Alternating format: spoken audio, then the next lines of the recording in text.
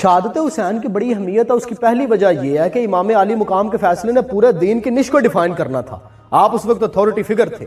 رسول اللہ صلی اللہ علیہ وآلہ وسلم کے بعد کسی انڈیویجول بندے کے اوپر اتنی بڑی ذمہ داری عائد نہیں ہوئی کہ اس کا فیصلہ پورے دین کی آئیڈیالوجی کے فیوچر کو ڈیسائیڈ کرے گا۔ دوسری وجہ یہ تھی کہ اللہ رب العزت نے بہادری کا ایک نیا سٹینڈرڈ دنیا کو دکھانا تھا۔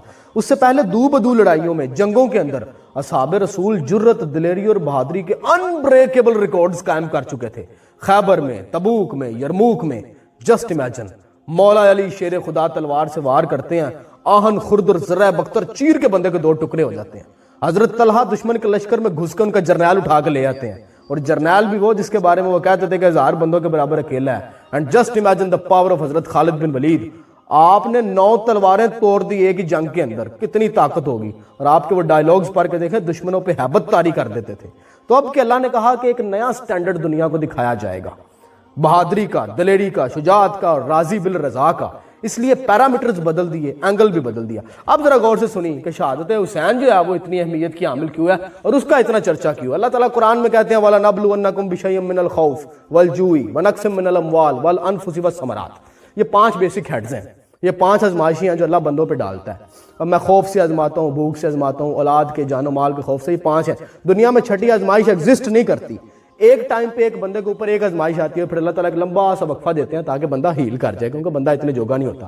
لیکن جو اس کے ساتھ بڑی محبت کرنے والے ہوتے ہیں نا، جو اس کے بڑے قریبی ہیں، جو دوست ہیں، ان پہ 2 بھی ڈال دیتا ہے، جیسے صبر ایوب میں 2 سے زیادہ کبھی کسی پہ نہیں ڈالی ہیں۔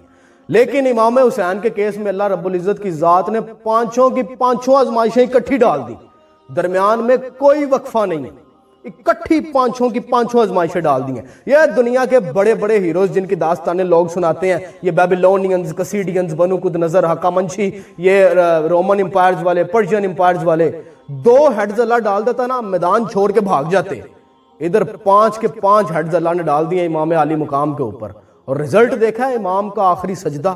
امام حسین علیہ السلام کس کلیئرٹی کے ساتھ اپنے پروردگار کی طرف بڑھ رہے ہیں، اور آپ کی وہ دعا سنیں، آپ کو کنفیوژن کا شائبہ تک نظر نہیں آئے گا۔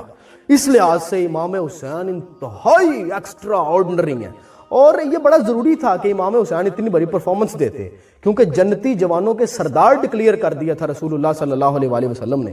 اب آنے والے جو ٹچے لوگ نے ساڑھے معاشرے کے یا دائیں بائیں کے لوگ، وہ کہہ دیتے ہیں کہ یہ تو اسلام میں تو بڑی نیپوٹزم چلتی ہے کہ امام حسین اس لیے جنتی جوانوں کے سردار ہیں کیونکہ رسول اللہ کے نواسے ہیں، اس بیس کے اوپر یہ تو نیپوٹزم میں ہوگی اسلام کے اندر۔ اللہ نے کہا نہیں، پرفارم کر کے دکھائیں گے یہ کہ کیوں جنتی جوانوں کے سردار ہیں، اور کیوں اہل بیت اطہار ایک عجیب جو ہے، وہ میں کہتا ہوں کہ یہ مینوفیکچرنگ اللہ تعالیٰ کی ایک عجیب ہے۔